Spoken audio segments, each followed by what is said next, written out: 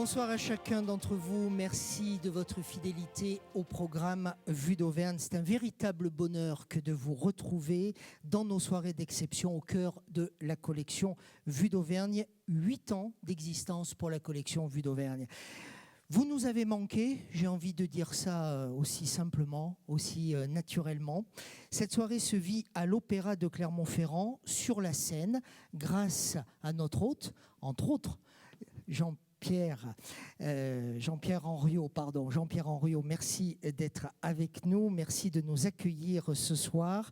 Nos invités sont sur la scène, on a voulu leur offrir ce cadeau parce qu'en général, quand on vient à l'opéra, on s'installe ici, derrière, et on n'a pas l'habitude, je pense, pour les uns et pour les autres, c'est peut-être une première pour un grand nombre d'entre vous, de fouler ce parterre où il y a plein de petites traces, de petites marques. On verra tout à l'heure avec Pierre Thirion-Vallée pourquoi il y a toutes ces marques un peu partout.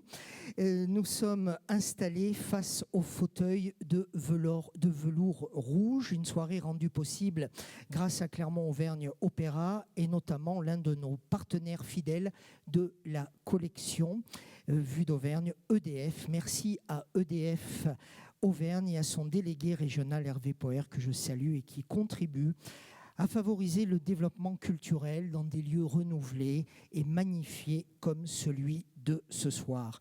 Jean-Pierre Henriot, c'est magnifique d'être reçu ici.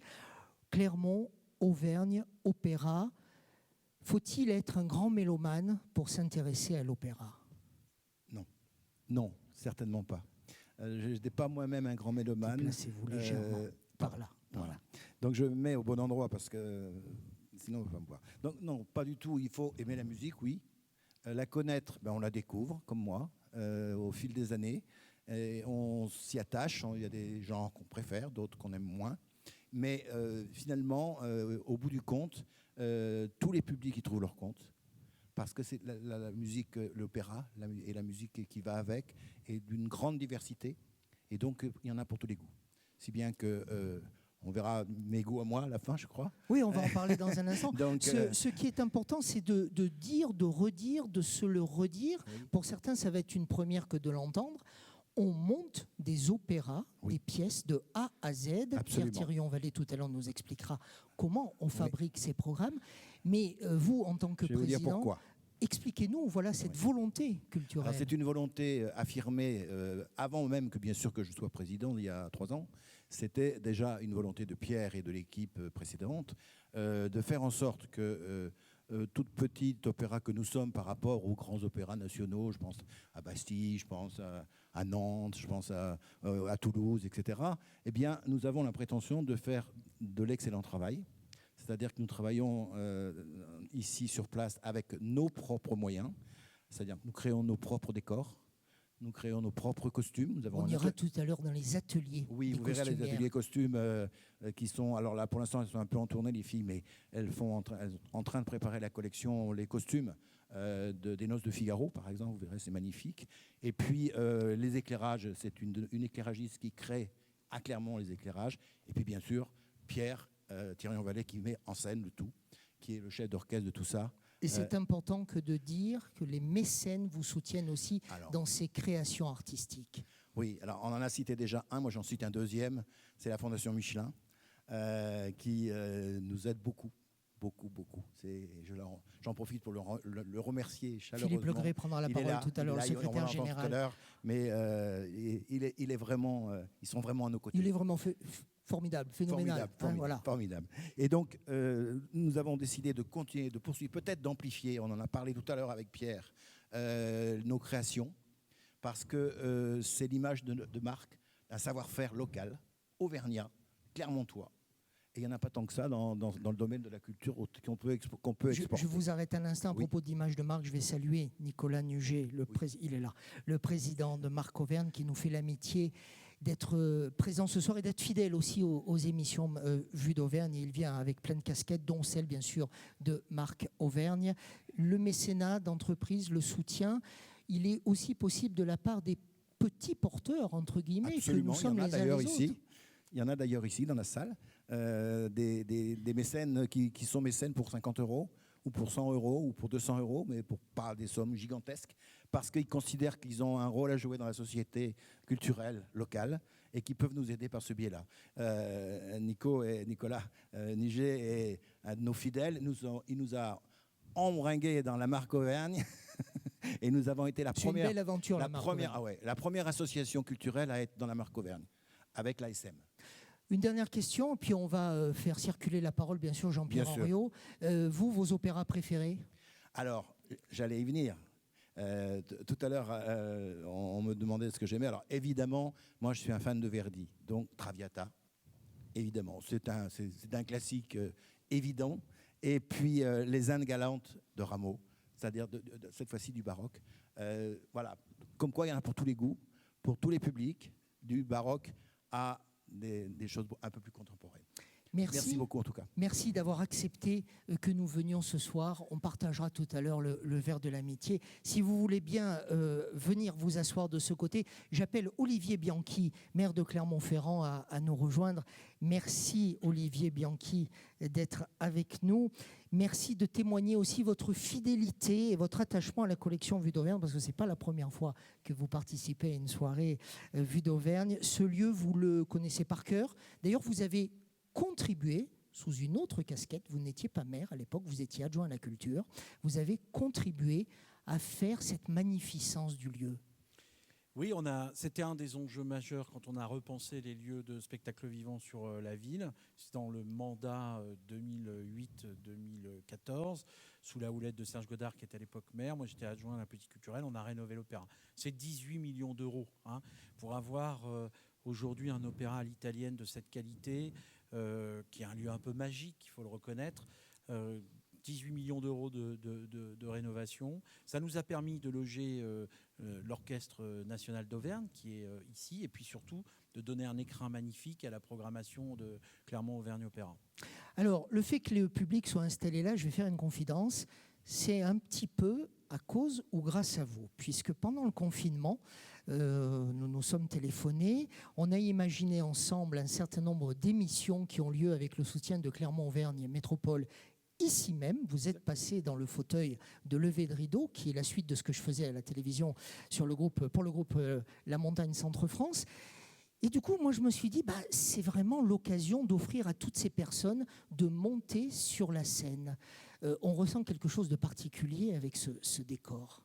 Oui, parce qu'on avait dit à l'époque, rappelle-toi, on avait dit... On se tutoie. Rappelons-nous. On se tutoie, d'accord. On avait dit... J'avais fait un effort. On sortait d'une période extrêmement dure, extrêmement difficile, et on avait dit il faut qu'on se retrouve, on redonne et on retrouve des moments d'enthousiasme, des moments où on met en valeur des acteurs du territoire, des professionnels qui ont quelquefois dans la période que nous avons traversée tenu. Et je m'étais dit il faut redonner de l'optimisme et de l'enthousiasme. Et on en parlait avec quelques-uns avant, on en a bien besoin parce qu'en ce moment c'est un peu complexe. Et du coup ces émissions elles sont là pour que chacun retrouve à la fois le bonheur d'être ensemble, la fierté du territoire, mais je crois que c'est incarné par tous ceux qui sont là, y compris les mécènes évidemment, et surtout l'excellence culturelle et artistique. Parce que quelquefois, et notamment en matière d'opéra, on a eu l'occasion de dire c'est toujours un peu mieux ailleurs. Non. On a ici des références, des professionnels, des programmations, des créations, on dira un mot j'imagine, de très grande qualité. On le doit à Pierre-Thierry Envialet et à ses équipes. Il prendra la parole dans un instant. Olivier Bianchi, pourquoi deux lieux si différents, l'Opéra de Clermont-Ferrand et puis la scène nationale, Comédie Scène Nationale, qui même en termes d'architecture sont aux antipodes, j'allais dire? Encore que la salle... oui, il y a un côté rouge un petit peu. Il a essayé de recréer une sorte de théâtre à l'italienne un peu contemporaine, si on veut faire. Mais simplement, l'axe majeur de la politique culturelle de la ville, elle tient en un mot, c'est la diversité. Nous sommes une métropole. Tous les champs artistiques, tous les champs disciplinaires, toutes les programmations, tout le monde doit pouvoir trouver tout à Clermont-Ferrand. On ne va pas citer, mais il y a effectivement... Et il faudrait d'ailleurs un auditorium, je l'ai déjà dit, pour que les équipements de cette métropole soient totalement au diapason de ce que doit être une offre culturelle dans une métropole comme la nôtre. Donc c'est permettre aux habitants de notre territoire de découvrir l'ensemble des champs artistiques. Et donc, vous savez, les scènes nationales sont des labels plutôt tournés sur le contemporain, Une maison d'opéra, c'est une spécificité sur un champ de la création artistique et celui de la musique lyrique. Quand on vous a proposé d'être avec nous ce soir, vous avez bouleversé un peu votre emploi du temps.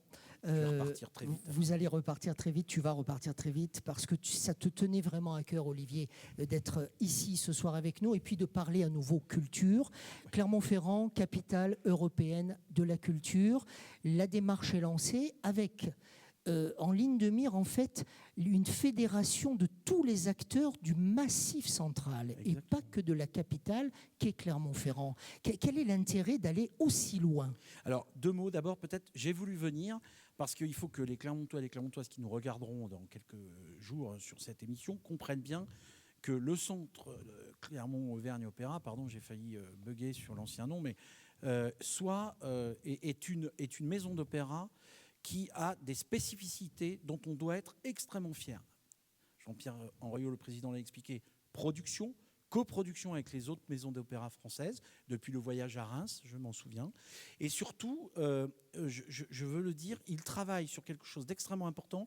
Ils travaillent sur les publics et ils essayent d'amener dans nos salles, pour permettre l'avenir de la musique lyrique dans la population, ils essayent d'amener des publics différents. Travaillent avec les publics handicapés et empêchés, travaillent évidemment avec la jeunesse. Et ça ne date pas de 6 mois, ce n'est pas une lubie.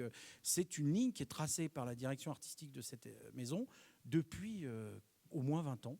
Et ça produit des effets avec des étudiants, avec des jeunes, un rajeunissement du public. C'est une des conditions pour qu'il y ait de la création. Quant à la capitale européenne de la culture... Et l'extension sur tout le Massif central. Et son extension, très simplement. D'abord, rappeler à tout le monde, parce que les gens ne comprennent pas les calendriers. Le calendrier vient d'être détendu par la Commission européenne à cause des périodes que nous avons. Donc nous devons rendre le dossier en décembre 22. Un jury se réunira autour de janvier 23. Première sélection de 3 villes, puis ensuite visite par le jury européen des 3 villes retenues, puis ensuite deuxième grand oral devant ce même jury et choix définitif printemps 2023. Pourquoi le Massif central? Les villes doivent être candidates. Donc là, c'est Clermont-Ferrand. C'est la loi, la règle de ce dispositif. Le terrain de jeu, lui, peut être différent. Mon intuition, c'est que Clermont-Ferrand a un rôle à jouer particulier. C'est que c'est la capitale géopolitique, celle qui polarise un territoire particulier qui s'appelle le Massif central. Nos étudiants, les gens qui viennent au CHU, les gens qui viennent faire les courses pour de Noël, on le voit en ce moment, les rues sont bondées et les parkings saturés, viennent d'un périmètre qui dépasse largement les simples 4 départements auvergnats. Notre leadership géographique monte sur la Saône-et-Loire, sur le Nivernais, sur la Loire, sur la Lozère Nord, sur la Creuse, etc., etc. Et tout ça, c'est une entité géographique, géopolitique, qui s'appelle le Massif central. Et donc l'idée, c'est, nous avons une spécificité de dire à l'Europe, choisissez une capitale qui va vous permettre de renouer le contact avec des populations, comme il y en a partout en Europe, qui peuvent se sentir aux marges ou aux franges du triangle d'or du Benelux Rhin-Rhône. Et donc, il faut que vous puissiez démontrer qu'il y a des créateurs, des artistes, de la culture vivante dans ces territoires. Et le Massif central a un très beau terrain de jeu. Plus de 25 à 30 institutions de niveau européen vont rejoindre cette candidature. J'étais il y a quelques jours dans une réunion, le musée d'Aubusson a confirmé, la foire du livre de Brive a confirmé, je serai à Aurillac, le théâtre de rue confirme, le musée de Rodez, le musée le département Soulages, du Cantal a été une des toutes premières collectivités à vous rejoindre. Je vais même vous raconter quelque chose de plus intéressant. Le département de l'Yonne, où j'ai habité pendant 10 ans, la pointe nord du massif, le Morvan avec Bibrac, a adhéré à notre candidature. Parce qu'entre Orléans, Montpellier, Bordeaux, Saint-Étienne, il n'y a que nous qui jouons ce rôle stratégique. Et c'est le fait qu'on ait tout ça. Et j'ai remarqué une chose, et je terminerai par là, parce que sinon je vais être trop long. Toutes les villes, toutes les strates, toutes les couleurs politiques ont adhéré. Et plus on est éloigné de Clermont-Ferrand, plus les institutions ont été les premières à saisir l'importance, parce qu'elles comprennent l'intérêt que Clermont joue dans leur propre développement. Donc la ville de Moulins, la ville de Montluçon, la ville d'Aurillac, je l'ai dit, mais aussi en Creuse, en Corrèze, en Lozère, on a plein de territoires, et les 4 régions, évidemment, vont nous soutenir. Évidemment, Laurent Wauquiez l'a déjà dit plusieurs fois publiquement, mais également Carole Delga a apporté son soutien officiel à notre candidature. Alors c'est plus facile pour nous parce que toutes les autres villes sont au nord de la Loire, donc c'est plus simple, à part Nice, évidemment, on n'est pas en compétition avec Rouen ou Reims dans nos régions dont je parle. En écoutant votre réponse, ta réponse, j'étais en train de me remémorer des instants personnels où j'avais posé la question à Jean-Yves Goudbel pour l'UNESCO et la chaîne des Puys, à Frédéric Aguilera sur la scène de l'Opéra de Vichy pour l'UNESCO à Vichy. Et ben, même question, Olivier Bianchi. Allez-vous gagner ? On va gagner, et j'ai une raison très objective pour vous le démontrer, c'est qu'à chaque fois que vous avez posé la question, ceux qui vous ont répondu ont gagné. Tu portes chance. Je pourrais toujours poser d'autres questions si tu veux un peu plus tard. Et on va y reviendra, c'est dans longtemps. on va dire juste un mot. Cécile Coulon est la marraine de l'association. C'est la présidente. Je suis très fier. Je voulais une présidente qui soit emblématique de la création artistique locale. Cécile, en plus c'est une amie depuis longtemps et moi j'adore le travail qu'elle fait, et justement c'est ce qu'on se disait tous les deux avec Cécile, elle travaille beaucoup, vous le savez, sur cette jeunesse rurale, sur ces territoires, sur leur réalité, et en fait elle va passer de son œuvre littéraire à une œuvre, je dirais, d'action concrète sur le même sujet, et quel talent que Cécile Coulon. Donc moi je suis très honoré qu'elle ait accepté de prendre la présidence, elle m'a donc remplacé, et ce qu'il faut toujours réussir à faire, m'avait dit Martine Aubry, pour gagner une capitale européenne, c'est que le maire qui a fait l'enfant doit, vers l'adolescence, l'abandonner pour le laisser se faire prendre, en quelque sorte, par l'ensemble du territoire. Je viens de confier l'enfant à Cécile Coulon. Voilà, qui est dit. Olivier Bianchi, merci beaucoup. Merci à tous. Merci Olivier d'avoir été avec nous. Bonne soirée, à très vite. Merci. Pierre Thirion-Vallée va maintenant prendre le micro, le directeur de Clermont-Auvergne Opéra. C'est vrai que moi aussi, là, à l'instant, je regarde la slide sur l'écran pour ne pas me tromper. Clermont-Auvergne Opéra, c'est le nouveau nom. Il faut s'y faire. C'est dans nos esprits. C'est aussi lié au passé, au chant lyrique. Et ça va nous permettre tout de suite, Pierre, de parler du concours international de chant lyrique. D'abord, j'ai juste un mot à aborder. Nous y sommes enfin à cette soirée. Oui, parce vrai. que nous l'avons imaginé il y a 2 ans. maintenant 2 ans. Nous étions avec Marité. Nous l'avons imaginé. Vous étiez avec une de vos collaboratrices aussi. Et ben voilà. Oui, on y arrive. Voilà, le Covid est passé par là, Et malheureusement. oui, malheureusement. Mais nous sommes tenaces, en Auvergne. Oui, nous sommes tenaces. Et puis, la culture a été tenace, même si on a fermé les théâtres et que, bon, certaines fermetures n'ont pas été très bien comprises en France et auraient pu être peut-être gérées différemment. Mais ne refaisons pas l'histoire. En tout cas, on est content d'accueillir de nouveau du public. Pendant 19 mois, ça a été très difficile et je crois que les dégâts sont plus importants qu'on peut y penser. Vous le ressentez vraiment ? Oui. Oui, parce que la culture, c'est l'émotion qu'on a ici en direct. Quand on a un spectacle vivant, c'est quelque chose d'unique. Et quand on est privé de ça, je pense qu'il y a certaines personnes qui en souffrent vraiment. Donc, on doit traiter, je parle pour ma paroisse, mais on doit traiter... Elle est belle, votre paroisse, hein ? Oui, elle est belle. On doit traiter la culture un peu à part. On ne peut pas raisonner comme... je suis ancien médecin, donc évidemment que je pense masque, distanciation, fermeture, etc. Mais il faut aussi penser à tout ce que la culture apporte en bienfait. Et il y a malheureusement actuellement beaucoup de gens en dépression, pas bien. On en parlait avec Olivier Bianchi justement avant, dans les services aussi, qui souffrent, qui ne se sentent pas bien. La période, je pense que maintenant la culture va aider à ça. Mais on en a été sevré parce que finalement on s'est retrouvé devant des écrans. Les écrans c'est bien, mais c'est pas le spectacle vivant. C'est pas le spectacle vivant. Non. Ces écrans qui sont de part et d'autre de la scène, côté cour, côté jardin, comme l'on dit sur une scène d'opéra, diffusent des images, des photos que vous connaissez bien. En quelques mots, Pierre Thirion-Vallée, parlez-nous du concours international de chant lyrique. C'était la 27e édition l'année dernière. Non, cette année, en 2021. En 2021, oui. Elle a eu lieu à Vichy et à Clermont pour la première fois.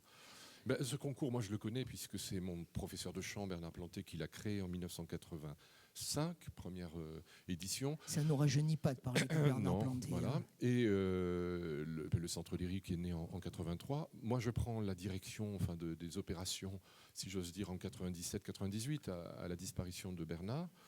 Et je me suis rendu compte que ce concours avait une belle notoriété, mais n'était pas un concours efficient, efficace, intéressant. On est pragmatique à Clermont-Ferrand-Opéra. À quoi on sert vraiment? Et un concours de chant doit servir à découvrir des jeunes talents, mais à leur donner du travail. Un chanteur qui repart avec un chèque dans son salon pour travailler tout seul, ça n'a...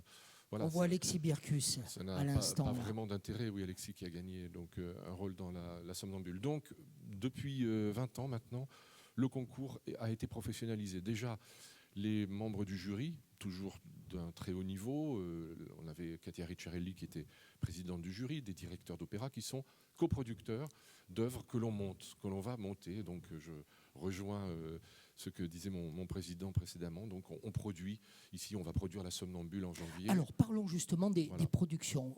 Jean-Pierre Henriot l'a dit tout à l'heure, vous produisez, Olivier Bianchi y est attaché, il l'a redit il y a un instant, vous montez des opéras de A à Z avec tout un tas de métiers autour de vous pour monter ces opéras. Oui, l'opéra est un art total, donc vous aurez des danseurs, des choristes, des techniciens de tous ordres, évidemment. On fera une visite après de l'opéra, on va vous montrer un peu tous ces métiers. Bon, les chanteurs, évidemment, les comédiens, enfin voilà. On dit toujours que l'opéra coûte cher, mais l'opéra, c'est du monde, c'est toute une économie aussi particulière. Donc on monte effectivement des opéras, mais on a différents niveaux de production à Clermont-Ferrand-Opéra. On coproduit, on produit vraiment et je réalise la mise en scène très, j'allais dire, pas modestement, mais bon, je sais quelle est ma place. Soyez fiers de ce que vous faites, Pierre. Ah, mais je suis absolument fier de ce qu'on fait. Mais, et bon, vous, de ce que vous faites, vous? Je me mets jamais en avant pour ça. Mais en tout cas, avec des équipes très performantes, je pense à Véronique, Franck, voilà, qui m'aident sur ces productions. Donc ça sont des productions qui vont tourner en France une dizaine, une quinzaine, une vingtaine de fois. Traviata a tourné, je crois, 35 fois sur 2 ou 3 années. On voit une photo là. Voilà, donc ça c'est avec Opéra Nomade. On fait des productions, entre guillemets, qui pourraient paraître légères, mais enfin qui le sont de moins en moins. Comment choisit-on tel ou tel opéra à monter? Alors pour ce qui est de la tournée en France, où on est même allé à l'étranger, on est allé à Thessalonique ou on va au Luxembourg, il faut des titres. Si vous proposez un opéra méconnu d'un obscur compositeur, évidemment, les programmateurs de scènes nationales, théâtres municipaux, ce sont essentiellement les lieux où on va jouer, vont dire non, mon public ne viendra pas. Bon, en mon sens, ils ont tort, mais bon, voilà. Donc du coup, on se contente, j'allais dire, de la petite quinzaine d'opéras, et c'est déjà pas mal, qui font le répertoire le plus connu. Je pense à Traviata, le Barbier de Séville, la Flûte enchantée. Et après, etc. on y ajoute la patte Thirion-Vallée. Oui, après, c'est pas ma patte. Hein, je suis pas seul dans cette histoire. Il y a Véronique qui est au costume et qui, finalement, ce que vous voyez, moi, je ne sais pas. C'est pas moi qui l'ai créé, les costumes, c'est vraiment elle. Évidemment, j'interviens, donnant mon accord ou pas. Les décors, c'est Franck Aracil. Donc voilà, et les lumières, Véronique Marcy, Catherine Reverso aussi. Donc c'est un travail d'équipe. J'ai l'idée, évidemment, un peu saugrenue, de monter tel opéra à tel endroit, à telle époque, etc. Après, ils me suivent. Est-ce que ce lieu est inspirant quand vous en êtes à la mise en scène? Oui. Alors, un théâtre à l'italienne, à la fois, c'est très bien, mais c'est plus du tout d'actualité. C'est-à-dire qu'en 1894, les gens sortaient, allaient au spectacle. Vous voyez la configuration des balcons, aussi pour se voir, aussi pour se regarder.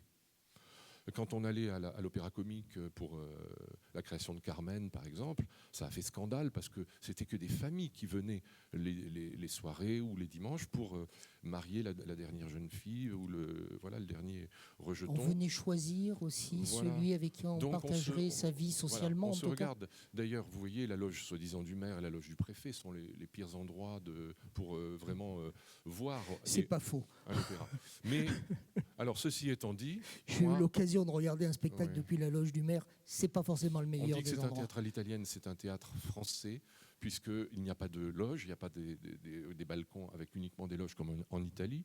Allez dans n'importe quelle petite ville, il y aura un vrai théâtre à l'italienne.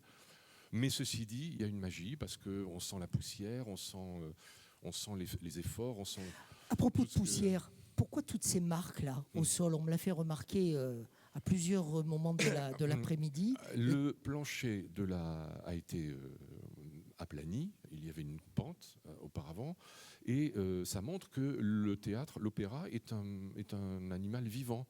Voilà, donc on vieillit, vous voyez, on a des rides un petit peu chaque année, voilà, un petit peu plus des rhumatismes. Donc les planchers sont régulièrement repeints, mais on est en novembre et je vois déjà des éclats, je me désespère de voir effectivement, mais c'est normal, c'est le poids des... Donc dans 10-12 mois, il sera à nouveau repeint. Voilà, il va être repeint régulièrement et on retrouve un plancher absolument noir. Ça prouve qu'on travaille ici. Hein, on n'en doute pas. Pierre Thirion-Vallée, un dernier mot avec vous et puis nous allons passer la parole à Philippe Marty, pianiste. La saison avec des prochains opéras, des prochains concerts, oui, dans un autre genre aussi. Alors, le prochain concert qui est complet, c'est Philippe Jarouski qui nous fait l'honneur de venir avec Thibaut Garcia le 12 décembre. Ensuite, on crée La Somnambule de Bellini, issue du concours, donc du dernier concours de chant. On accueille la Cenerentola. On va accueillir aussi Le Voyage dans la Lune d'Offenbach à la Maison de la Culture. Ah, ça, c'est magnifique. On voit des images au moment où vous le dites. Et voilà, on voit des images, exactement. Et puis, on a quand même nos Noces de Figaro, dont parlait Jean-Pierre tout à l'heure, et qui sont en pleine création. On va aller à Roanne répéter. Voilà, c'était compliqué de répéter sur ce plateau à cause des reports. Hein. Le Covid a bousculé beaucoup les plannings. Donc, on va travailler fin décembre ces Noces de Figaro et on va les créer après en France. Elles vont tourner, elles passeront ici en avril. Merci beaucoup Pierre Thirion-Vallée de nous avoir vous aussi accueillis, d'avoir été notre invité. On se retrouve tout à l'heure pour la visite ? Oui, bien sûr. Avec Rachel, on va vous faire visiter le lieu. Merci. Reprenez votre place. On peut l'applaudir et je lui propose de passer le micro à Philippe Marty, que j'accueille avec grand plaisir. Merci Philippe Marty, vous êtes pianiste, professeur de piano au conservatoire, rayonnement dont on ne parle plus. Vous êtes chef de chant, accompagnateur. Je voudrais justement à travers vous, là, aujourd'hui, qu'on parle peut-être davantage de l'accompagnateur, que vous êtes, l'accompagnement que vous faites auprès des chanteurs lyriques. Est-ce que vous les connaissez tous avant de monter sur scène avec eux, ou est-ce que vous conversez dans les loges, est-ce que vous vous téléphonez ? Racontez-nous un petit peu. Alors non, pas forcément. Il y a absolument tous les cas de figure dans le travail qu'on fait avec les chanteuses et les chanteurs, parce qu'on peut être dans des configurations radicalement différentes, qui vont de configurations express et éminemment stressantes, en tout cas à forte décharge d'adrénaline, que sont par exemple celles dans le concours international de chant, où là on dispose de très peu de temps avec chaque candidat. Les candidats, on ne les connaît pas, ils parlent quelquefois des langues que moi-même je maîtrise assez mal, et puis on se retrouve en 10 minutes à devoir, maximum 10 minutes de répétition pour préparer un passage qui est décisif pour eux. Ils peuvent avoir fait beaucoup de kilomètres et on est là, bim, donc évidemment c'est extrêmement stressant et c'est bref comme rencontre. Mais tout ça va crescendo avec des gens avec lesquels ensuite on fait des spectacles, des récitals pour lesquels on travaille pendant un temps qui commence à être un petit peu plus long, et là on apprend à les connaître, on apprend à se connaître musicalement mais aussi humainement, et ensuite on peut encore élargir avec des spectacles qui sont créés ici, où on va par exemple pour le montage d'un opéra rester 8-10 jours, voire 2 semaines d'affilée à répéter avec ces chanteurs et chanteuses. Donc la connaissance réciproque est très variable. On va parler d'une opération, d'un nouvel outil promotionnel dont vous êtes tous très fiers à Clermont-Auvergne Opéra. C'est les Afters du Bon Pasteur. Alors d'abord, il faut expliquer que le Bon Pasteur, c'est un lieu dans Clermont-Ferrand qui est un petit peu méconnu. C'est du côté des vieux quartiers, côté place de Lille. C'est un ancien couvent, il y a un cloître magnifique. Clermont-Auvergne Opéra, je regarde Monsieur le Président et Monsieur le Directeur, vous y avez maintenant vos bureaux de manière très officielle. Et il y a les afters avec de la musique où vous allez proposer régulièrement au public que nous sommes de venir vous écouter. Effectivement, vous faites bien de le préciser. Les entrées, on va dire, en guise d'intérêt sur ces afters du Bon Pasteur sont multiples. Il y a d'abord le lieu, parce que je pense tout comme vous qu'il est assez méconnu. Un lieu absolument magnifique, un cloître magnifique, et cette chapelle, cette fameuse chapelle, elle aussi très intéressante, avec un très beau plafond à caisson classé. Donc ça, on va dire, c'est l'enveloppe, c'est le cadre. Et à l'intérieur, c'est un moyen très très précieux de rentrer dans un contact beaucoup plus intime avec les chanteurs et chanteuses qui s'y produiront. Parce que là, on est sur un exercice très particulier pour le chanteur d'opéra, qui est le récital. Il est là sans artifice, sans décorum, sans ses costumes, avec une histoire, on va dire des histoires multiples et brévissimes à raconter, puisqu'il va enchaîner X airs du répertoire. Donc je dirais que c'est un luxe inouï pour le spectateur, parce que généralement ces chanteurs et chanteuses, en tout cas jusque-là, se montrent plutôt généreux dans leur choix. Donc vous pouvez entendre un nombre d'airs absolument phénoménal, que des choses plutôt très belles, éventuellement très connues ou moins. Mais c'est un exercice qu'ils n'ont jamais, puisque quand ils se produisent sur un opéra, comme vous le savez, il y a plein de moments où ils sont plus en repos, où ils disparaissent de la scène, ou alors ils parlent, ils ont du texte, ou alors ils jouent, mais ils ne vont pas évidemment enchaîner pendant 1 heure des airs pyrotechniques. Or là, ce sera le cas. Et c'est en même temps, du coup, un moment intense parce que de fragilité, puisque mis dans cette situation-là, il y a une fragilité, donc c'est vous qui les généralement accompagnez. beaucoup d'intensité. Tout à fait, c'est moi qui les accompagne. Les Afters du Bon Pasteur, on va trouver la programmation sur le site Clermont Auvergne Opéra. Un petit mot, et puis on va justement se connecter à la fois à Paris et à la fois à Lille, avec 2 chanteurs que vous connaissez bien. Un petit mot du prochain récital avec Raga Eldin le 16 décembre à la Chapelle du Bon Pasteur, qui jouait précisément Edgardo dans Lucia di La Mer Mort, donné mi-octobre à Clermont-Ferrand, ici même. En l'occurrence, effectivement, un très beau ténor égyptien d'origine, et qui, en l'occurrence, confirme ce que je vous disais à l'instant, m'a proposé un échantillonnage vraiment magnifique d'airs d'opéra, de Verdi, de Puccini, y compris de l'opéra français, du Massenet, du Bizet, du Lalo, beaucoup d'airs absolument de très haute qualité, sur un ténor très intéressant, parce qu'une voix à la fois très belle, très fine, pas que en puissance. Donc oui, vraiment un moment a priori à perspective agréable. Merci beaucoup Philippe Marty d'avoir été avec nous. Restez là pour le lancement, comme l'on dit, de la séquence d'après. On part justement vers l'un de ces métiers de Clermont-Auvergne Opéra dont on parlait tout à l'heure. On part dans les coulisses des costumes et de la fabrication des costumes avec Véronique Henriot et son équipe. Bonjour, je suis Véronique Henriot, je suis la costumière de l'atelier de Clermont-Auvergne Opéra. Alors ici, on pense les choses, on les pense, donc on les crée, ensuite on les réalise. Et nous sommes dans l'atelier de création. On y fait des essayages, on y fait des patines.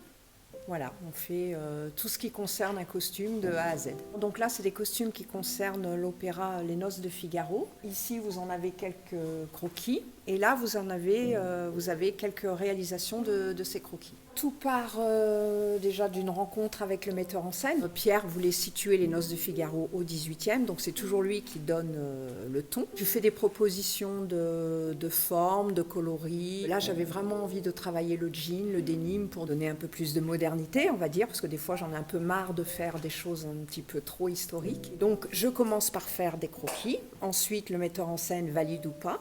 La deuxième étape, c'est de faire des patrons papier. Ces patrons, on les fait dans un tissu, dans une toile banale, qu'on va appeler brouillon. Il faut que ce soit quand même des brouillons suffisamment précis, parce que ces brouillons, ces toiles, on va les essayer sur les chanteurs. Une fois qu'on a fini nos essayages, on va redémonter nos toiles, on va les remettre sur notre papier, notre patron de base qu'on va corriger. Et ensuite, on va pouvoir travailler dans un tissu, soit de haute couture, soit, là, il est question il y a beaucoup de jeans, mais il y a aussi de la soie.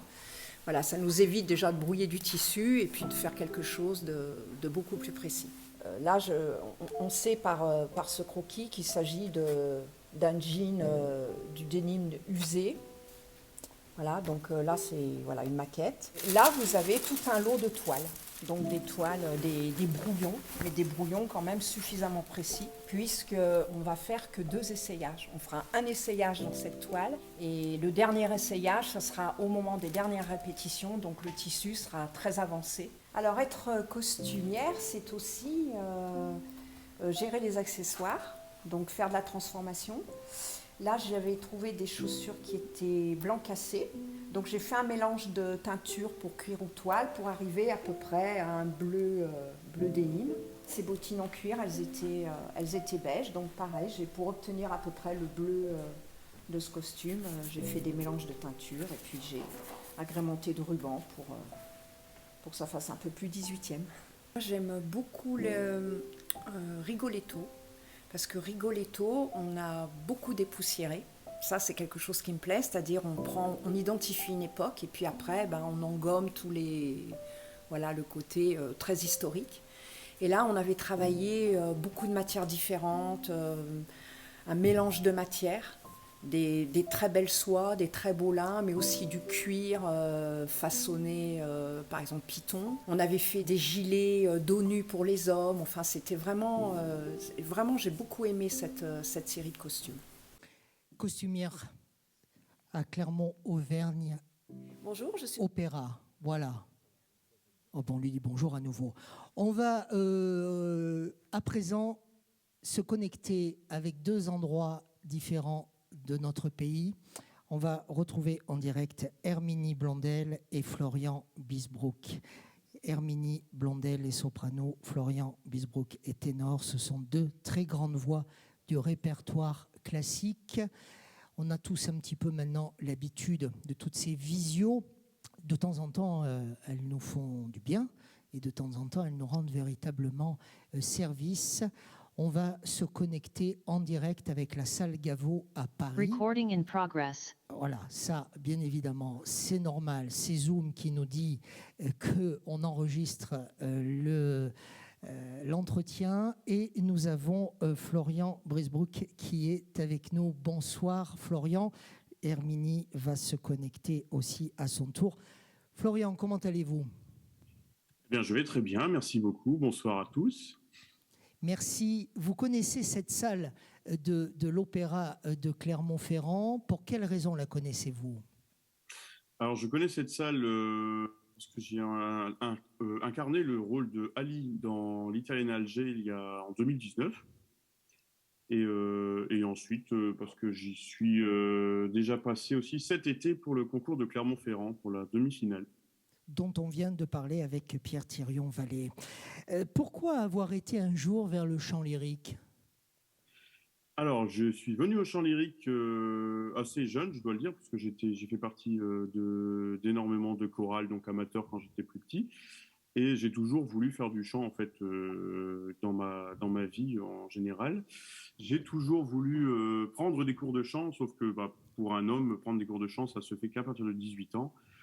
Et à partir de 18 ans, j'ai vu qu'il y avait dans le conservatoire de ma ville, c'est-à-dire Tourcoing dans le Nord, la classe de chant qui prenait des nouveaux chanteurs. J'ai passé l'audition et c'est comme ça que je suis rentré dans ce métier-là. Une question de néophyte, pourquoi on prend des cours qu'à partir de 18 ans quand on est un garçon ? Alors, c'est une question de mue, en fait. Si vous voulez, la voix masculine mue, alors ça dépend, hein, entre 13 et 18 ans, pour que la voix mue de manière définitive, je veux dire. Moi, il se trouve qu'à 15 ans, j'avais pas cette voix aussi bien placée, mais j'avais cette voix grave. Et je trouvais ça un peu injuste au début de ne pas pouvoir prendre des cours de chant plus tôt. Mais on m'a dit que c'était une question de mue totale et définitive pour éviter de s'abîmer la voix. Vous allez faire partie du casting des Noces de Figaro. Quel rôle allez-vous interpréter ? Alors, j'interpréterai le rôle de Figaro, qui est une prise de rôle pour moi. Premier rôle donc, du coup, de cet opéra, et je suis très honoré que Pierre Thirion-Vallée me laisse ma chance dans ce rôle. Vous êtes en train de préparer, là, de répéter ? Alors, nous avons répété pendant 2 semaines début septembre à Clermont-Ferrand, justement. Et ensuite, nous avons 2 semaines de répétition supplémentaires à partir du 19 décembre au théâtre de Roanne. Alors, je vois qu'Herminie Blondel est également connectée. Je lui dis bonjour. Je vais lui demander peut-être d'avoir la gentillesse de tourner son téléphone. Sinon... vous m'aviez dit de l'autre côté tout à l'heure. Ah, je vous avais dit de l'autre côté. Ah, pardonnez-moi. Oui, mais vous savez, je ne fais pas ce que je veux avec Zoom ni avec iPhone. Donc, voilà. Bonsoir, Herminie. Comment allez-vous ? Ça va bien, merci, et vous ? Très bien. Alors, parlez-nous de ce lieu magique où vous êtes, vous aussi, ce soir. Il n'y a pas que moi qui suis dans un lieu magique.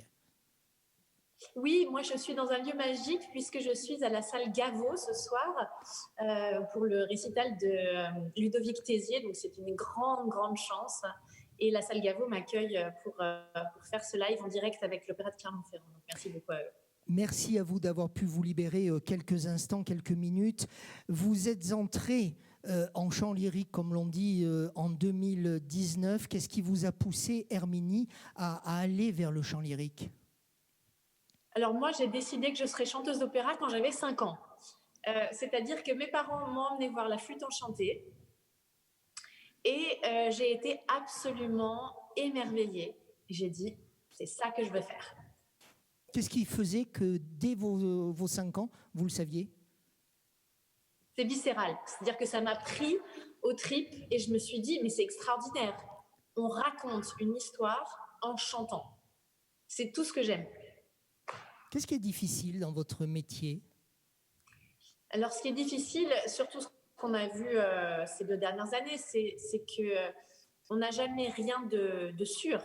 Tout est toujours en l'air, tout est toujours à confirmer. Rien n'est jamais acquis. Il faut sans cesse remettre son métier à l'ouvrage et se réinventer, se recomposer tous les jours. Donc, il y a cette espèce d'incertitude qui plane un petit peu toujours sur nos têtes. Florian, qu'est-ce qui est difficile dans votre métier ? Je pense que c'est d'être performant chaque jour de sa vie et de chanteur. C'est-à-dire que, comme vous le savez, on peut être malade, on peut avoir plein de choses. Et c'est de trouver les outils techniques et les outils aussi, je veux dire, comment dire, pas mentaux, mais je veux dire Herminie, aide-moi.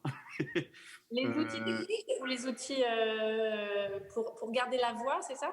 Non, pas pour garder la voix, mais pour garder confiance, même en période où la voix est moins, c'est-à-dire peut-être psychologique ou je ne sais pas, avoir les nerfs solides pour se dire aujourd'hui ça va passer quand même.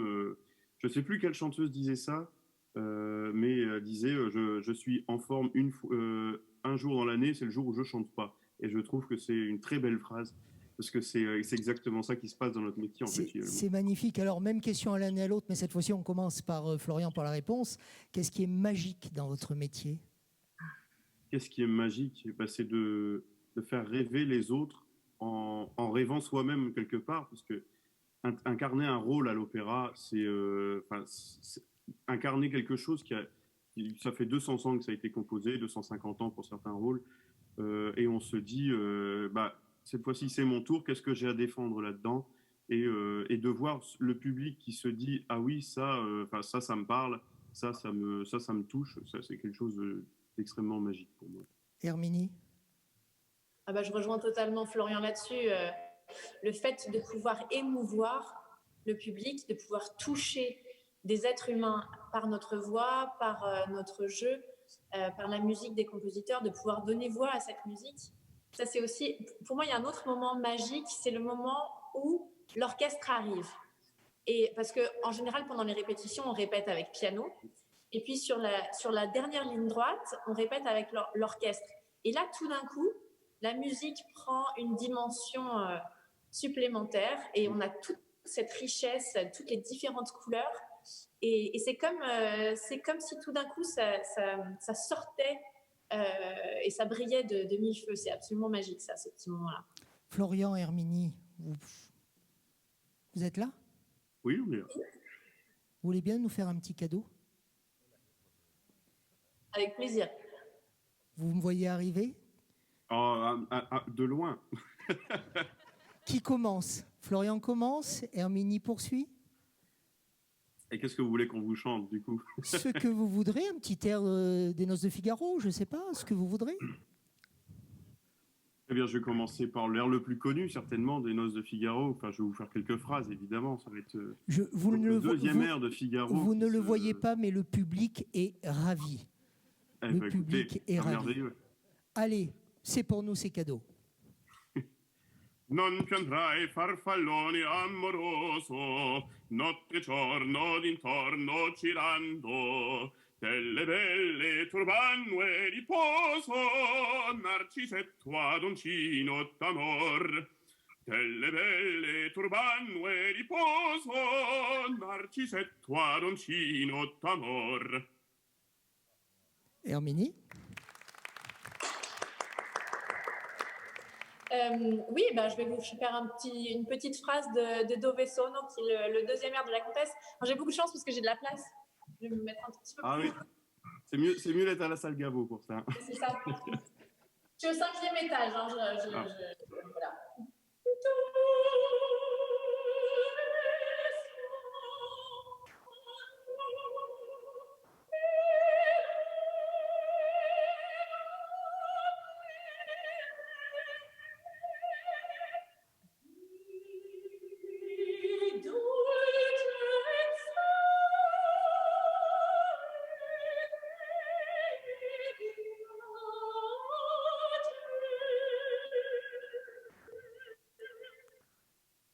Fantastique. Merci, on les applaudit très fort. Merci beaucoup d'avoir joué le jeu tous les deux parce que même à la répétition, je ne vous en avais pas parlé. Voilà, c'est mon côté coquin. Merci beaucoup à l'un et à l'autre. Et je sais que Florian reste connecté avec nous. Herminie, on vous libère. La salle Gaveau vous attend. À très vite dans les Noces de Figaro ici à Clermont-Ferrand. Merci beaucoup. Merci beaucoup. À bientôt. J'ai hâte de rentrer à la maison. Moi, j'ai hâte de te revoir à Roanne. On peut lui laisser continuer. Pour moi, Clermont-Ferrand, c'est la maison. Hein. Voilà, c'est ce qu'on a compris aussi. On peut les laisser continuer à discuter, voilà, hors antenne tous les deux. Le temps que j'appelle Rachel Zatla. Merci Rachel d'être avec nous. Approchez-vous. C'était un beau moment, ça, à l'instant. Excellent moment. Comme quoi, hein, les moyens techniques et modernes de communication, de télécommunication peuvent vraiment nous rendre service. Rachel Zatla, vous faites partie de cette formidable équipe ou famille de Clermont-Auvergne Métropole.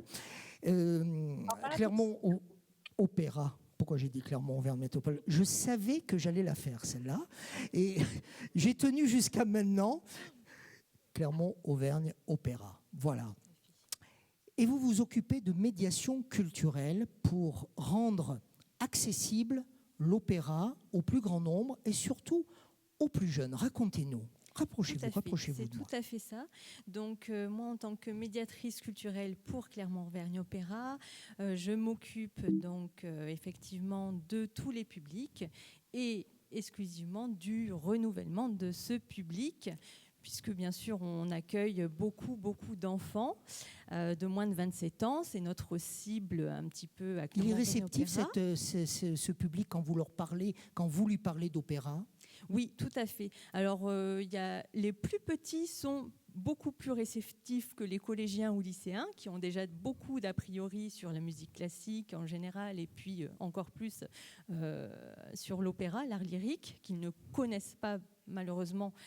Donc c'est bien dommage, mais toutes nos actions leur permettent de découvrir cet art. Regardez la photo, on la voit tous les deux. Ça, c'est une belle photo. Les enfants, vous les faites aussi monter sur la scène et vous leur racontez l'histoire de l'opéra à travers ce lieu. Exactement, donc on a beaucoup de chance puisqu'on a à la fois des spectacles qui s'adressent aux petits, ça va de 0 à 27 ans, hein, et donc des séances scolaires, mais aussi des spectacles pour les familles qui sont accessibles en soirée, et puis également donc des projets avec des professionnels. Donc on choisit des classes pour un projet par exemple qui s'appelle Graines d'opéra, sur lequel on travaille tout au long de l'année en classe avec des répétitions à raison d'une répétition par mois jusqu'à les accueillir sur la scène de l'opéra en tant que petits artistes. Et puis on a un autre projet, Destination Opéra, qui là s'adresse à 120 élèves du territoire et donc on les fait monter sur scène et ils chantent voilà, en tant que chœur. C'est une belle expérience, ça, pour eux. C'est une très belle expérience. Très belle expérience. Il y a quelque chose aussi de très important dont il faut absolument parler, c'est les opéras en audio-description. Oui. Alors, on s'adresse aux jeunes, mais aussi aux personnes en situation de handicap, tout handicap confondu. Et sur les spectacles en audio-description, donc on a 4 spectacles accessibles pour ces personnes en situation de handicap visuel, la plus.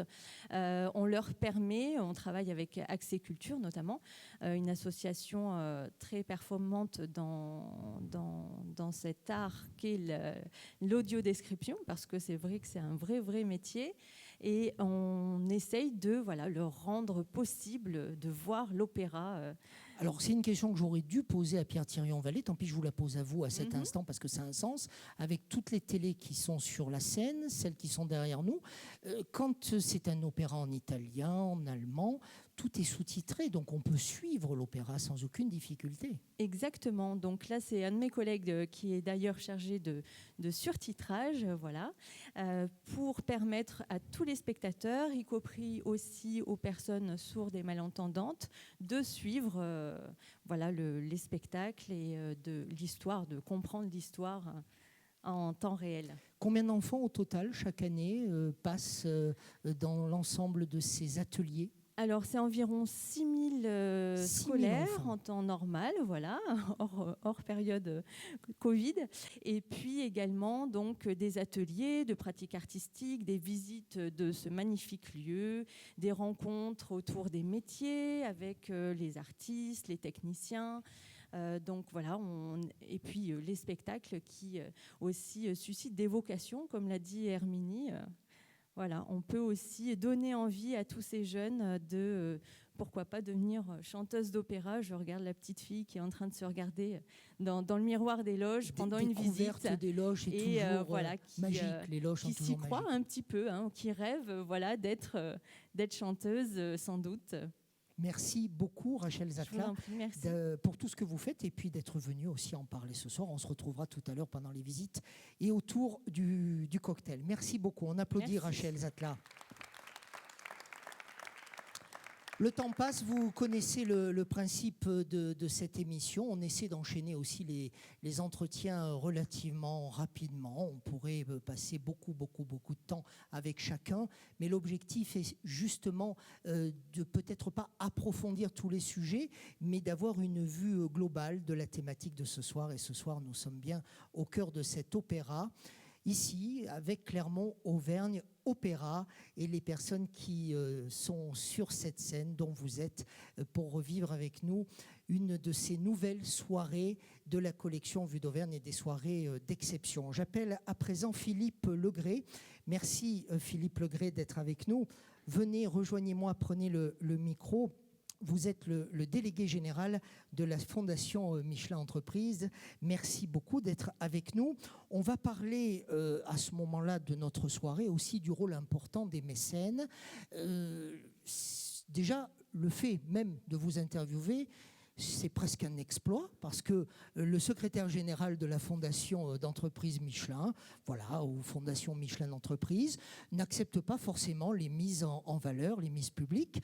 Merci d'être avec nous. Pourquoi avoir choisi d'aller vers Clermont-Auvergne Opéra ? Alors, permettez-moi d'abord de dire que la Fondation Michelin, statutairement, pratique le mécénat dans 8 domaines. La mobilité durable, la protection de l'environnement, la santé, le sport, l'éducation, la solidarité, le patrimoine et la culture. J'aurais dû démarrer par la culture qui, ce soir, est le thème qui nous concerne tous. Alors pourquoi est-ce que nous soutenons Clermont-Auvergne Opéra ? Je l'ai bien dit ? Oui, mieux que moi. Merci beaucoup. Nous voulons être un soutien important de la vie culturelle clermontoise. En atteste le soutien que nous apportons, je crois, à peu près toutes les grandes institutions culturelles clermontoises. Permettez-moi de citer la Comédie, la Coopérative de Mai, l'École des Beaux-Arts, les 2 orchestres de Clermont-Ferrand, les carnets de voyage. C'est très éclectique. C'est très éclectique dans le domaine de la culture. Et bien naturellement, nous soutenons, vous l'avez compris, aussi Clermont-Auvergne Opéra. Alors nous le faisons d'abord parce que ça s'inscrit dans notre volonté globale de soutien à l'animation culturelle clermontoise, mais aussi parce que c'est un des grands critères de choix de notre mécénat. Nous considérons que c'est une action de qualité, c'est un organisme de qualité. Lorsque vous êtes mécène, vous avez quasiment quotidiennement des demandes de dons. Et donc, vous devez être excessivement rigoureux dans la sélection. Vous ne pouvez pas tout financer. Et l'un des critères fondamentaux pour nous, c'est celui de la qualité. C'est aussi ce qui explique que l'aventure dure, c'est cette notion de qualité. Alors, l'aventure dure en effet, puisque notre fondation, qui a été créée il y a 7 ans environ, n'a pas été la première dans le groupe Michelin à soutenir ce qu'on appelait à l'époque le Centre Lyrique et aujourd'hui Clermont-Auvergne Opéra. Michelin, en tant qu'entreprise, au-delà de ces 7 années, déjà soutenait le Centre Lyrique devenu CAO. Et puis, nous considérons que nous devons être des partenaires durables. Ce qui est très important pour beaucoup de nos partenaires, c'est d'avoir à leur côté des mécènes qui ne vont pas disparaître au bout d'1 an ou 2. Et dans le cadre des grandes institutions culturelles clermontoises, auxquelles j'assimile bien naturellement CAO, Clermont-Auvergne Opéra, la plupart de ces partenaires que nous avons, nous nous engageons à les soutenir de manière pluriannuelle. Ça peut être 3 ans, 4 ans, 5 ans, 6 ans, 7 ans, mais nous considérons que notre soutien est optimal lorsqu'il s'effectue dans la durée. Pourquoi ? Ça leur permet aussi d'inscrire des programmes, d'aller vers cette durée. Vous m'enlevez les mots de la bouche. Effectivement, un soutien de longue durée leur permet d'avoir une action de qualité, durable elle aussi, et ça leur permet surtout en termes de gestion d'avoir une prévision budgétaire. Ça, c'est très important pour eux. C'est la première fois que vous venez sur cette scène ? J'aurais dû venir déjà de nombreuses fois, mais malheureusement, oui, c'est la première fois. Ça vous fait quoi de regarder un C'est une énorme émotion, pour employer un terme à la mode. Mais non, c'est une très grande joie de voir ce très bel opéra. Vous savez, il y a 2 lieux que je trouve fascinants à Clermont. C'est celui-ci et la Nouvelle Comédie. C'est un bâtiment exceptionnel, mais je crois que tous les Clermontois en sont convaincus. Merci Philippe Legret d'avoir été avec nous quelques instants. Merci de soutenir Clermont-Auvergne Opéra. On prendra le temps d'un moment ensemble tout à l'heure. J'appelle un autre mécène, Hervé Poher. Merci Hervé Poher, délégué régional EDF, d'être avec nous. Bonsoir Hervé. Bonsoir Marc-Alexis. Rapprochez-vous bien, voilà. Alors, à 2 titres, le mécène que vous êtes et le groupe que vous représentez, la culture globalement, et puis un partenariat qui s'est inscrit dans le temps, un peu aussi à la lumière de ce que disait Philippe Legret à l'instant, avec un partenariat qui dure à travers Vue d'Auvergne. Merci aussi de ce soutien. On voit une carte qui est très importante et qui témoigne de l'implication de EDF à travers des mécénats, des partenariats, c'est bien du pluriel, sur l'ensemble de la région Auvergne. Quand on a imaginé cette séquence ensemble, vous m'avez dit, j'ai l'outil pour montrer justement ce que fait EDF et où on le fait. D'abord, bonsoir à toutes et à tous. Toujours un plaisir de soutenir ces soirées Vue d'Auvergne et Vue d'Auvergne aussi, que je me permets de te tutoyer, que tu fais et qui sont remarquables pour la connaissance par les Auvergnats de ce qui est intéressant à découvrir. Oui, souvent je me fais fâcher par des agences de com. Vous connaissez Il faut changer d'agence de com. Comme par exemple Marie-Lise Bouzon, qui souvent m'a dit, mais avec tout ce que le groupe fait sur le territoire, on n'en a vraiment pas conscience, mais vous devriez communiquer. Mais ce n'est pas tant notre besoin de communiquer que de faire. On communique plutôt en local. Alors cette carte montre un peu la représentation de ce qu'est le Puy-de-Dôme par rapport aux autres départements. On dit souvent que ça représente 50% de ce qu'est l'Auvergne. Et si on regarde un peu tous les logos des objets qui soient économiques ou culturels que nous appuyons, il y en a effectivement 50% sur le Puy-de-Dôme, mais il y en a sur l'Allier, il y en a sur le Cantal, il y en a sur la Haute-Loire. Un groupe comme le nôtre, en fait, et c'est vrai pour tous les grands groupes nationaux, il y a plusieurs moyens d'être mécène et partenaire. En fait, il y a les fondations. Tout de suite, Michelin a expliqué comment ça se passait. Dans la fondation, d'ailleurs, suivant les groupes, et c'est notre cas, on a une partie des moyens de la fondation qui est décentralisée par région. Il y a une des enveloppes du national qui est décentralisé. Ça, c'est important parce que ce sont les hommes et les femmes, à la gouvernance, bien sûr, EDF des territoires dont vous êtes, dont tu es, qui vont choisir. C'est pas Paris qui va choisir. Alors, j'allais en arriver à ça, c'est que le groupe EDF, historiquement, depuis 1946, c'est un groupe qui est pratiquement tout le territoire parce qu'il reste 2-3 régies, mais la majorité des réseaux électriques sont faits par Enedis aujourd'hui et EDF a 80% du marché de l'électricité ici en France. On a vu pratiquement 100% à une époque. Donc, dès lors que nous sommes bien sur l'ensemble du territoire, parce que vous avez constaté que l'électricité, il y a déjà la lumière, déjà au début du XXe siècle, elle était déjà là, tout le monde en a besoin. Donc, ça veut dire qu'il y a des exploitants, donc il y a des gens de terrain qui connaissent les territoires. Et trouver les pépites, c'est-à-dire, bon, les pépites que tout le monde connaît, ça va, mais les pépites en devenir, c'est beaucoup moins évident. Et ça ne peut pas être vu de Paris. C'est peut-être pas un critère, mais c'est quelque chose que ton groupe regarde, que toi tu regardes avant de dire on va soutenir. On peut aussi soutenir, vous pouvez soutenir des nouveautés en fait. Alors, je dirais même qu'on a deux volets. On a, comme le groupe Michelin, une pérennité d'un certain nombre de mécénat ou partenariats, la Chaise Dieu, le Fonds régional d'art contemporain, l'Orchestre d'Auvergne depuis l'origine, le CNCS depuis l'origine aussi. Et j'en pourrais en citer d'autres. Mais on recherche aussi des choses en devenir qui sont intéressantes. Brioude, par exemple, ce qui s'était passé.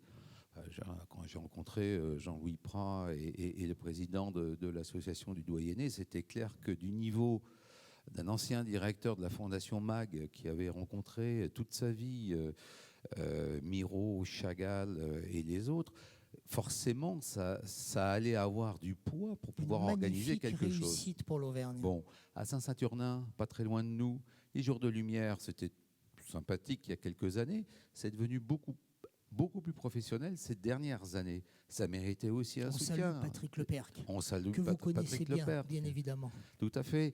Et on pourrait en citer d'autres. Donc oui, on est à la fois dans la pérennité pour des objets qui sont vraiment des pépites, et à la fois, alors que les partenaires en général hésitent beaucoup à aller sur ces objets-là, parce qu'on considère qu'il y a du potentiel, on a la marque, parce qu'au-delà de l'argent qu'il y a bien sûr la marque qui donne confiance à d'autres financeurs. Alors, une question que j'aurais pu aussi poser à Philippe Legré, je te la pose, Hervé. Bon, vous représentez, Monsieur Legré et toi, 2 très grands groupes. On n'a pas tous les moyens de Michelin ou de EDF, et pour autant, tu veux appeler aussi les entrepreneurs que nous sommes à soutenir, à leur niveau, avec leurs moyens, la culture locale. Je crois que les choses changent dans les esprits. Parce que aussi, la caractérisation des entreprises a changé. Avant, quand on avait 20 ans, on faisait une école, on avait une vie toute tracée pour beaucoup. On rentrait dans une grande entreprise et on faisait sa carrière. Aujourd'hui, ce sont dans les PME que les jeunes se dirigent. La mondialisation a nécessité la création d'innovations encore plus importantes. Donc ça se fait par petits groupes, plutôt par des PME. Les grands groupes font aussi, mais en relation avec les PME. Et à partir de là, le financement finalement d'un territoire doit se faire aujourd'hui, certes avec les grandes entreprises, mais avec le tissu local des PME. Sans compter que c'est pas simplement regarder, s'intéresser, c'est embarquer ses salariés. Parce qu'un chef d'entreprise, il a toujours une fibre particulière, qui aime la peinture, qui aime les costumes, qui aime le chant lyrique, d'autres ça va être la scène de la musique actuelle, etc. Peu importe le sport, bien sûr, l'ASM, le foot, le basket, la neige, etc. Ce qui importe, c'est être sincère. D'ailleurs, Nicolas le disait l'autre jour au MEDEF, avoir de l'émotion par rapport à quelque chose. Et si le chef d'entreprise a une émotion par rapport à quelque chose, tu le sais, on peut la partager. Et partager avec ses salariés, comme le fait Théa. Henri Chibré est un esthète appréciant beaucoup l'art contemporain. Son entreprise, ses salariés sont largement entraînés dans ce mouvement-là. Donc, c'est possible, mais faut-il le faire? Et c'est d'autant plus important qu'un territoire n'existe que par ses acteurs. Donc on est soit passif et on dit ça doit être que les politiques qui feront tout, ils ont de moins en moins d'argent, et c'est pas comme ça que ça marche. Les politiques ne peuvent pas répondre aux besoins que nous avons si nous y participons pas. Ça doit être du public-privé, tout simplement. Donc il faut effectivement qu'ils s'y impliquent. Et avec Capitale européenne de la culture, on a une occasion rêvée, puisque on sait que comme pour le classement UNESCO, c'est quelque chose qui pourra amener, même si on ne gagnait pas, mais on va gagner. On a entendu ce qu'a dit Olivier Bianchi tout à l'heure. On va gagner. Faut faire comme au tennis, hein, jusqu'à la dernière balle, de toute façon, on peut tout gagner. Un dernier mot, merci Hervé Poher d'être avec nous. Un dernier mot pour parler justement de l'art de manière un peu plus large. Tu fais partie d'un jury d'exception qui a sélectionné 7 artistes qui vont exposer cette saison en partenariat avec l'Orchestre national d'Auvergne dans les couloirs de l'Opéra, de Clermont-Auvergne Opéra. Exposition solidaire. On va voir des œuvres d'ailleurs signées Laurent Delaire. Laurent Delaire, m'a-t-on dit, qui est ici avec nous et nous pourrons converser. Il est là, voilà. Bonsoir, merci Laurent. On pourra converser avec vous tout à l'heure. À vos côtés, alors vous allez vous exposer en ce moment, là, en ce mois de novembre. Viendront ensuite les œuvres de Clermont-Moussière, Anne-Marie Rognon, Elsa Lacotte, Hélène Latte, Charles Rostand et Sébastien Léral.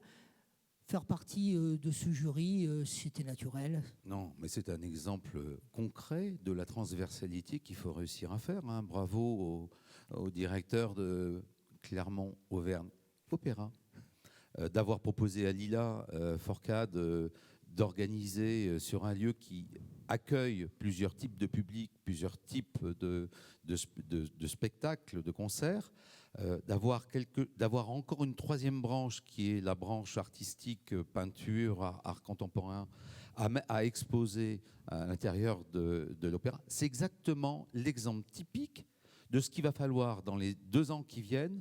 On fasse la démonstration dans toutes les structures culturelles de la capacité à ces structures à travailler ensemble pour imaginer ce genre de projet. Merci Hervé. Laurent Delaire, venez avec nous. Je vais appeler aussi toutes les personnes, Hervé reste avec nous, je vais appeler toutes les personnes qui sont encore sur scène et qui ont pris la parole. Jean-Pierre, Pierre, Philippe, venez, j'ai oublié Philippe aussi. Merci Rachel, voilà, entourez-moi. Merci à tous, approchez-vous. Tu ne m'as pas demandé quelle musique j'aimais bien. Moi je dirais que je rejoins... Non, mais parce que lundi, je m'en suis occupé la semaine dernière. J'ai un point commun avec toi, c'est les Indes galantes. Moi, je trouve ça hypnotique. C'est à la fois à la rencontre de la force de l'homme et sa bestialité avec le sublime de la musique classique. Et c'est l'exemple, c'est hypnotique. Si vous ne l'avez pas vu, regardez-le.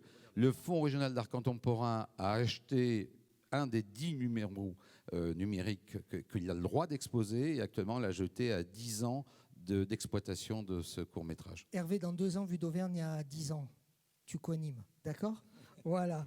Merci à tous d'avoir été avec nous. La visite de l'opéra du côté un petit peu des coulisses, des endroits où on ne va jamais, eh bien c'est très vite, c'est dans très peu de temps. Rapprochez-vous un petit peu, me fait-on signe pour être bien dans le champ visuel. Nous allons donc découvrir ensemble, pendant le cocktail, par petits groupes de 10 personnes, les parties habituellement inaccessible au public. Je tiens à remercier toutes les équipes techniques de l'opéra, Marie Serve aussi qui est au premier rang et avec laquelle nous avons réalisé cette émission. Merci à Françoise Perret-Bernard, à Barbara Hermann et à Florent Combat des équipes de BGC Toscane et Marc Productions. À très vite pour une prochaine soirée d'exception. Toujours en vrai, ça fait du bien. Merci.